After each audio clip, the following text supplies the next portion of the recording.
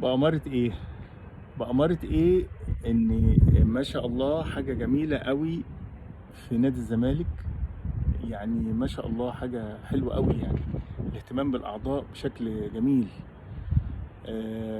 مكان لمطعم للأعضاء ومكان لمطعم للرياضيين، وأيضا الشاشة بتاعت مشاهدة المباريات ومشاهدة أي حاجة تخص النادي موجودة دبل فيس وفي ارتفاع كويس قوي، حاجة حلوة قوي.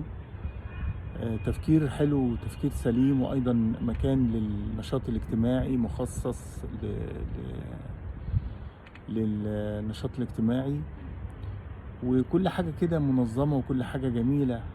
الواحد بيفتخر بنادي الزمالك في الحاجات الحلوة اللي عاملها، ويا رب كده تنتقل الصورة لنادينا المحترم نادي العبور الرياضي، ناخد الأفكار الحلوة من الأندية الجميلة أمثال الزمالك والأهلي والصيد والجزيرة وكل الحاجات الحلوة اللي موجودة، لأن أعضاء الجمعية العمومية عندنا في النادي بصراحة يستحقوا كتير جدا. نفسنا نعمل لهم حاجات كتيرة جدا تخدمهم وتساعدهم، وطبعا أسعار المشروبات وأسعار المأكولات والخدمات والنظافة وكل الكلام ده طبعا لا غبار. عندنا الحمد لله بفضل الله النظافة والأمن والدنيا دي إلى حد كبير جدا يعني محترم، حاجة محترمة. لكن عندنا كلنا بنسعى للأفضل والأحسن، وإن شاء الله ننقل كل حاجة حلوة موجودة في الأندية كلها لينا في نادي العبور الرياضي.